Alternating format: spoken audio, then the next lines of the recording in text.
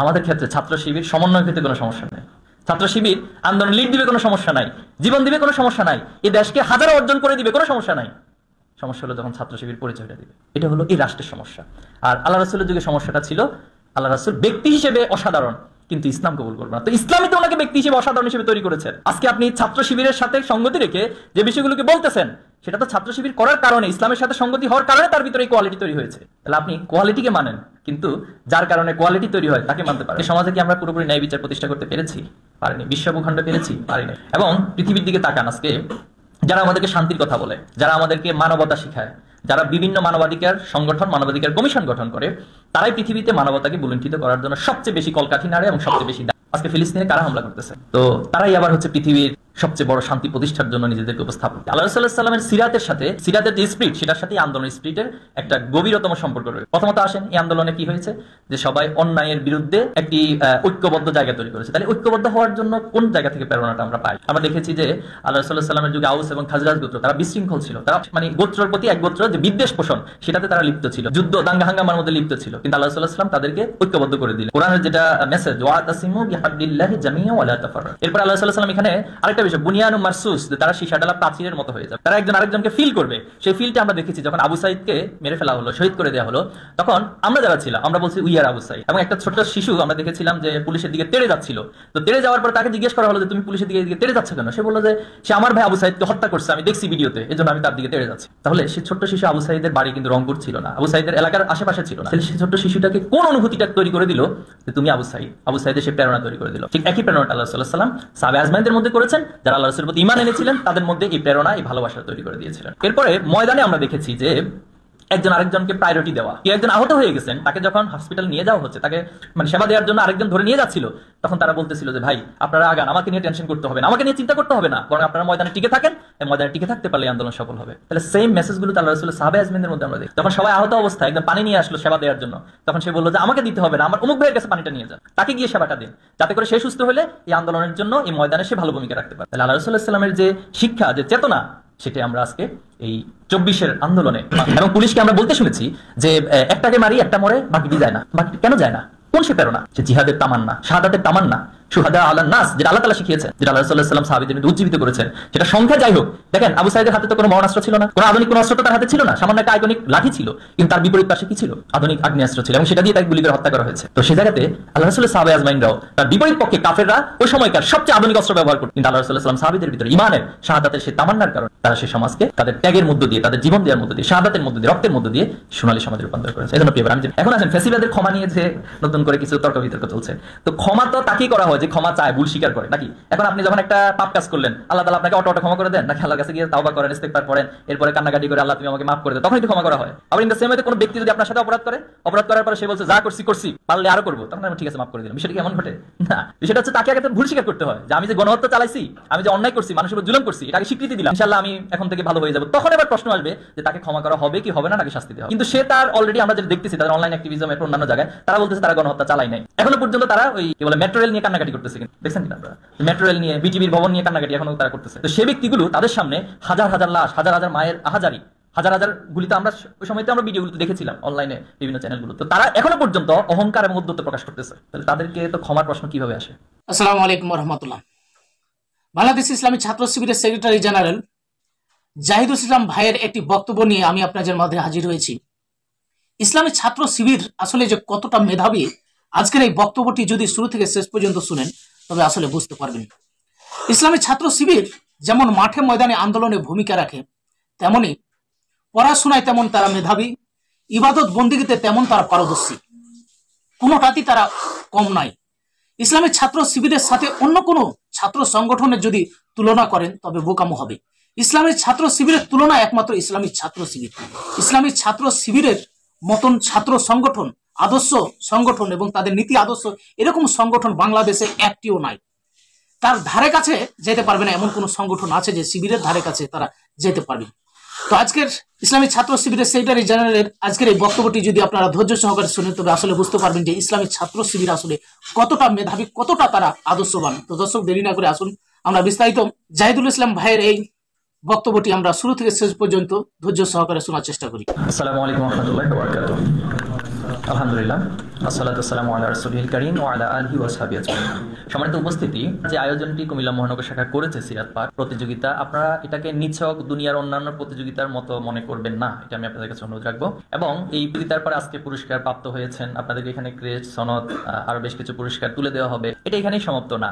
ছাত্র শিবির উদ্দেশ্য শুধুমাত্র আয়োজন এবং পুরস্কার অনুষ্ঠান আয়োজনের মধ্যে সীমাবদ্ধ না, বরং আল্লাহ রাসূলুল্লাহ সাল্লাল্লাহু আলাইহি ওয়াসাল্লামের যে সিরাত আপনারা পড়েছেন এবং এখানে আপনাকে অংশগ্রহণ করে অনেক প্রতিযোগিতার মধ্য থেকে আজকে আপনি বাছাই হয়েছেন, পুরস্কার প্রাপ্ত হয়েছেন। এজন্য অন্যদের চেয়ে আপনারা যারা এখানে আছেন, আপনাদের দায়িত্ববোধ একটু বেশি এবং একটু বেশি আপনাদেরকে রাখতে হবে। কারণ এই সমাজটা আমরা যেভাবে করে একটি শৃঙ্খলিত সমাজ হিসেবে চিন্তা করি বা আমরা চাই, সেভাবে এই সমাজকে পাচ্ছি না।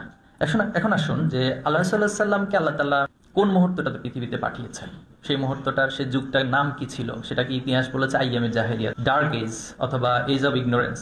এই সময়টাতে আল্লাহ রাসূলুল্লাহ সাল্লাল্লাহু আলাইহি ওয়াসাল্লাম এসেছেন, এসে সমাজের সেই অজ্ঞতার যুগটাকে সোনালী সমাজে রূপান্তর করেছে। এই যে আমি জাস্ট একটা স্টেটমেন্ট দিয়ে দিলাম যে আইয়ামে জাহেলিয়াত থেকে সোনালী সমাজে রূপান্তরিত করছেন, এই জায়গাটা খুব সহজে হয়নি, জাস্ট একটা স্টেটমেন্টের মতো করে সেটা হয়নি। এখানে আল্লাহ রাসূলকে অনেক বেশি পরিশ্রম, কষ্ট, ত্যাগ, তিতিক্ষা, ধৈর্য সবকিছু সমন্বয়ে এই সমাজকে পরিবর্তন করে। এখন আমরা যে যুগটাতে বসবাস করছি বা আইয়ামে জাহেলিয়াতের সাথে যদি আমরা কিছুটা কম্পারিজন সেখানে করি, আমরা কি কোনো মিল খুঁজে পাই? কোথায় পাই?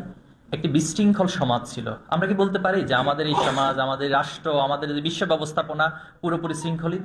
সেখানে একজন আরেকজনের উপর জুলুম করত, ন্যায়ের পরিবর্তে যার শক্তি ছিল, যার পেশি শক্তি ছিল, সেই হচ্ছে দিন শেষে বিচার তার হাতে থাকে। তাকে সমাজে কি আমরা পুরোপুরি ন্যায় বিচার প্রতিষ্ঠা করতে পেরেছি? পারিনি। বিশ্ব ভূখণ্ডে পেরেছি? পারিনি। এবং পৃথিবীর দিকে তাকান, আজকে যারা আমাদেরকে শান্তির কথা বলে, যারা আমাদেরকে মানবতা শিখায়, যারা বিভিন্ন মানবাধিকার সংগঠন, মানবাধিকার কমিশন গঠন করে, তারাই পৃথিবীতে মানবতাকে বুলুণ্ঠিত করার জন্য সবচেয়ে বেশি কলকাঠি নাড়ে এবং সবচেয়ে বেশি দায়। আজকে ফিলিস্তিনে কারা হামলা করতেছে? তো তারাই আবার হচ্ছে পৃথিবীর সবচেয়ে বড় শান্তি প্রতিষ্ঠার জন্য নিজেদেরকে উপস্থাপন করে। তারা নিজেদের বিভিন্ন মতবাদকে পৃথিবীবাসীর উপর চাপিয়ে দেয়, বলে যে এটাতেই শান্তি, কিন্তু দেখা যায় দিন শেষে না, সেটাতে শান্তি পায় না। এখন আসেন, আমরা যে আন্দোলনটা করলাম সম্প্রতি, যে আন্দোলনের মূল থিমটা ছিল একটা ঐক্যবদ্ধ স্পিরিট, এবং এই আন্দোলনে আমি কয়েকটা পয়েন্ট আপনাদের কাছে তুলে ধরবো। আল্লাহ রাসূলুল্লাহ সাল্লাল্লাহু আলাইহি ওয়াসাল্লামের সিরাতের সাথে, সিরাতের যে স্পিরিট, সেটার সাথে এই আন্দোলনের স্পিরিটের একটা গভীরতম সম্পর্ক রয়েছে। প্রথমত আসেন, এই আন্দোলনে কি হয়েছে যে সবাই অন্যায়ের বিরুদ্ধে একটি ঐক্যবদ্ধ জায়গা তৈরি করেছে। তাহলে ঐক্যবদ্ধ হওয়ার জন্য কোন জায়গা থেকে প্রেরণাটা আমরা পাই? আমরা দেখেছি যে আল্লাহ রাসূলুল্লাহ সাল্লাল্লাহু আলাইহি ওয়াসাল্লামের যুগে আউস এবং খাজরাজ গোত্র, তারা বিশৃঙ্খল ছিল। তারা মানে গোত্রের প্রতি এক গোত্র যে বিদ্বেষ পোষণ, সেটাতে তারা লিপ্ত ছিল, যুদ্ধ দাঙ্গা হাঙ্গামার মধ্যে লিপ্ত ছিল। কিন্তু আল্লাহ রাসূলুল্লাহ সাল্লাল্লাহু আলাইহি ওয়াসাল্লাম তাদেরকে ঐক্যবদ্ধ করে দিলেন। কোরআনের যেটা মেসেজ, ওয়াতাসিমু বিহাবলিল্লাহি জামিআ ওয়া লা তাফাররাকু। এরপর আল্লাহ রাসূলুল্লাহ সাল্লাল্লাহু আলাইহি ওয়াসাল্লাম এখানে আরেকটা বিষয়, বুনিয়ানুম মারসুস, যে তারা সীসাডালা প্রাচীরের মতো হয়ে যাবে, তারা একজন আরেকজনকে ফিল করবে। সেই ফিলটা আমরা দেখেছি যখন আবু সাঈদকে মেরে ফেলা হলো, শহীদ করে দেওয়া হলো, তখন আমরা যারা ছিলাম আমরা বলছি উই আর আবু সাঈদ। এবং একটা ছোট্ট শিশু আমরা দেখেছিলাম যে পুলিশের দিকে তেড়ে যাচ্ছিল। তো তেড়ে যাওয়ার পর তাকে জিজ্ঞেস করা হলো যে তুমি পুলিশের দিকে তেড়ে যাচ্ছ কেন? সে বললো যে সে আমার ভাই আবু সাঈদকে হত্যা করছে, আমি দেখছি ভিডিওতে, এজন্য আমি তার দিকে তেড়ে যাচ্ছি। তাহলে সে ছোট্ট শিশু, আবু সাঈদের বাড়ি কিন্তু রংপুর ছিল না, আবু সাঈদের এলাকার আশেপাশে ছিল না। সে ছোট্ট শিশুটাকে কোন অনুভূতিটা তৈরি করে দিল যে তুমি আবু সাঈদ? আবু সাঈদের সে প্রেরণা তৈরি করে দিল। ঠিক একই প্রেরণাটা আল্লাহ রাসূলুল্লাহ সাল্লাল্লাহু আলাইহি ওয়াসাল্লাম সাহাবে আজমাইনদের মধ্যে করেছেন, যারা আল্লাহ রাসূলের প্রতি ঈমান এনেছিলেন, তাদের মধ্যে এই প্রেরণা, এই ভালোবাসা তৈরি করে দিয়েছিলেন। এরপরে ময়দানে আমরা দেখেছি যে একজন আরেকজনকে প্রায়োরিটি দেওয়া। কেউ একজন আহত হয়ে গেছেন, তাকে যখন হসপিটালে নিয়ে যাওয়া হচ্ছে, তাকে মানে সেবা দেওয়ার জন্য আরেকজন ধরে নিয়ে যাচ্ছিল, তখন তারা বলতেছিল যে ভাই আপনারা আগান, আমাকে নিয়ে টেনশন করতে হবে না, আমাকে নিয়ে চিন্তা করতে হবে না, বরং আপনারা ময়দানে টিকে থাকেন, ময়দানে টিকে থাকতে পারলে আন্দোলন সফল হবে। তাহলে সেম মেসেজগুলো তো আল্লাহ রাসূলের সাহাবে আজমিনদের মধ্যে আমরা দেখি। যখন সবাই আহত অবস্থায় একদম পানি নিয়ে আসলো সেবা দেওয়ার জন্য, তখন সে বললো যে আমাকে দিতে হবে না, আমার অমুক ভাইয়ের কাছে পানিটা নিয়ে যান, তাকে গিয়ে সেবাটা দিন, যাতে করে সে সুস্থ হলে এই আন্দোলনের জন্য এই ময়দানে সে ভালো ভূমিকা রাখতে পারে। তাহলে আল্লাহ রাসূলুল্লাহ সাল্লাল্লাহু আলাইহি ওয়াসাল্লামের যে শিক্ষা, যে চেতনা, সেটা আমরা আজকে এই 24-এর আন্দোলনে বাংলাদেশের ছাত্র সমাজের, সেটা বাই নেচার হোক অথবা সেটা আস্তে আস্তে করে চিন্তা চেতনার মস্তিষ্কে গড়ে তোলা হোক, যেভাবে হোক, সে চিত্র আমরা দেখেছি আলহামদুলিল্লাহ। এরপরে আমরা আরেকটা বিষয় দেখেছি যে শপথবদ্ধ, আল্লাহ রাসূলুল্লাহ সাল্লাল্লাহু আলাইহি ওয়াসাল্লাম যখন জিহাদের ময়দানে সাহাবীরা যেতেন, সবাই শপথবদ্ধ হইতেন যে আমাদের জীবন দিব, কিন্তু আমরা পিছপা হব, আমরা এখান থেকে দূরে সরে যাব না। সেই চেতনাটাও আমরা এই আন্দোলনে দেখেছি যে মেরে ফেলা হচ্ছে। আমি জানি, আমি একদিন বাজারে গিয়েছিলাম যখন আন্দোলন চলাকালে, একজন মাছ বিক্রেতা, সে আমাকে বলতেছে যে ভাই মাছটা আপনি দ্রুত শেষ করতে হবে, বিক্রি শেষ করে আমি আন্দোলনে যাবো। আমি জিজ্ঞেস করলাম যে ভাই যেভাবে মানুষকে মেরে ফেলতেছে আপনি দেখতেছেন, এরপরে কেন যাবো? বলে যাবে আমার ভাইকে মেরে ফেলতেছে, আমার ভাইদেরকে এভাবে শহীদ করে ফেলতেছে, আমি এখানে বসে থাকবো? আমি বসে থাকবো না। অনেক হসপিটালে গিয়ে যখন আহতদেরকে জিজ্ঞেস করছিলাম যে কোন প্রেরণাটা আপনাকে এই আন্দোলনে সামিল করল, তিনি বললো যে যখন আমরা আমাদের ভাইদেরকে যে রক্তাক্ত চিত্রগুলো, রক্তাক্ত চেহারাগুলো দেখি, তখন আমরা তো আসলে ঘুরে বসে থাকতে পারি না। এজন্য আমরা আন্দোলনে গিয়েছি। যখন ওসমান রাদিয়াল্লাহু আনহু, আপনারা জানেন বায়াতে রিদওয়ান, যারা সিরাতে অংশ নিয়েছেন পড়ে, বায়াতে রিদওয়ানের সেই ঘটনা যখন সাহাবীরা জানলো যে ওসমানকে হত্যা করা হয়েছে, আসলে হত্যা করা হয়নি, তখন তারা যে ওসমানকে কেন অন্যায়ভাবে হত্যা করা হবে এটার প্রতিশোধ না নিয়ে আমরা এখান থেকে যাব না, এই একই প্রেরণাটাই আমাদের মধ্যে ছিল। এবং পুলিশকে আমরা বলতে শুনেছি যে একটাকে মারি, একটা মরে, বাকিটি যায় না। বাকি কেন যায় না? কোন সে প্রেরণা? সে জিহাদের তামান্না, শাহাদাতের তামান্না, সুহাদা আলান নাস, যেটা আল্লাহ তাআলা শিখিয়েছেন, যেটা আল্লাহ রাসূলুল্লাহ সাল্লাল্লাহু আলাইহি ওয়াসাল্লাম সাহাবীদের মধ্যে উজ্জীবিত করেছেন, সেটা সংখ্যা যাই হোক। দেখেন আবু সাঈদের হাতে তো কোনো মরণাস্ত্র ছিল না, কোনো আধুনিক কোনো অস্ত্র তো তার হাতে ছিল না, সামান্য একটা আইকনিক লাঠি ছিল, কিন্তু তার বিপরীত পাশে কি ছিল? আধুনিক আগ্নেয়াস্ত্র ছিল, এবং সেটা দিয়ে তাকে গুলি করে হত্যা করা হয়েছে। তো সে জায়গাতে আল্লাহ রাসূলের সাহাবায়ে আজমাইনরাও তার বিপরীত পক্ষে কাফেররা ওই সময়কার সবচেয়ে আধুনিক অস্ত্র ব্যবহার করত, কিন্তু আল্লাহ রাসূলুল্লাহ সাল্লাল্লাহু আলাইহি ওয়াসাল্লাম সাহাবীদের ভিতরে ঈমানের, শাহাদাতের সেই তামান্নার কারণে তারা সেই সমাজকে তাদের ত্যাগের মধ্য দিয়ে, তাদের জীবন দেওয়ার মধ্য দিয়ে, শাহাদাতের মধ্য দিয়ে, রক্তের মধ্য দিয়ে সোনালী সমাজে রূপান্তর করেছে। এজন্য প্রিয় ভাই, আমি যে পয়েন্টটা বলেছি শুরুতে, আইএমএ জাহিলিয়াতকে একটা সোনালী সমাজে রূপান্তরের জন্য এমনিতে হয়ে যায়। একটা বক্তৃতা দিলে এটা হয়ে যাবে না, কিছু স্লোগান দিলেন আপনি এটা হয়ে যাবে, বিষয়টা তা না। এটার জন্য আপনাকে লড়াই, সংগ্রাম এবং লেগে থাকে। আমি আশা করব এই সিরাতের পাঠের মধ্য দিয়ে আপনারা, এবং এই সম্প্রতি যে আন্দোলন হয়ে গেল সেটার সাথে কম্পারিজন করে এই শিক্ষাটা আপনারা সবচেয়ে বেশি নেবেন ইনশাআল্লাহ। কি আশা রাখতে পারি? আমি 3টা গুণের কথা বলবো আল্লাহ রাসূলুল্লাহ সাল্লাল্লাহু আলাইহি ওয়াসাল্লাম। গুণের তো অভাব নেই, এবং পৃথিবীতে এখন পর্যন্ত যত মানুষ আসছে সবার কিছু না কিছু সমালোচনা আছে। যিনি যত বড় ব্যক্তিত্ব হয়েছেন, এরপরও দেখা গেছে ওনার চারিত্রিক কোনো না কোনো একটা জায়গায় ত্রুটি আছে।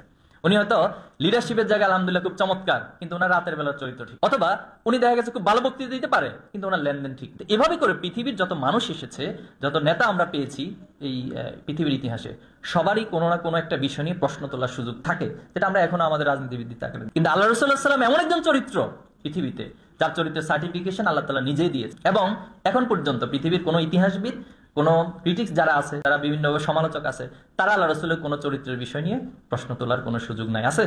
আপনার সিরাত পড়ে কি মনে হয়েছে আছে এরকম কিছু? তো সে আল্লাহ রাসূলের এত এত গুণাবলীর মধ্যে আপনারা এখানে যারা আছেন, আপনাদের জন্য এবং আমার জন্য সব 3টি বিশেষ গুণের কথা বলবো। প্রথমত, আল্লাহ রাসূলুল্লাহ সাল্লাল্লাহু আলাইহি ওয়াসাল্লাম ছিলেন আলামিন, তিনি বিশ্বস্ত ছিলেন। সমাজের সবাই যারা আল্লাহ রাসূলের সাহাবায়ে আজমাইন ছিলেন, যারা ঈমান আনয়ন করেছেন, তারা যেমন আল্লাহ রাসূলকে বিশ্বাস করতেন, যারা কাফের ছিলেন অথবা যারা আল্লাহ রাসূলের বিরোধী শক্তি ছিলেন, তারা আল্লাহ রাসূলুল্লাহ সাল্লাল্লাহু আলাইহি ওয়াসাল্লামকে বিশ্বাস করতেন। সেটা শিক্ষা নিঃসন্দেহে আপনার সিরাত থেকে পেয়েছেন যে তার বিরোধী শক্তিরা কোন একটা আমানত কারো কাছে, কোনো ব্যাংকে অথবা সমাজের প্রচলিত অর্থে তিনি সেটা রাখার মতো চিন্তা তিনি রাখতে পারছেন না, কিন্তু সেটা আল্লাহ রাসূলের কাছে তিনি সবচেয়ে নিরাপদ মনে করেছেন। এজন্য আল্লাহ রাসূলের কাছে আমানত গচ্ছিত রাখতেন।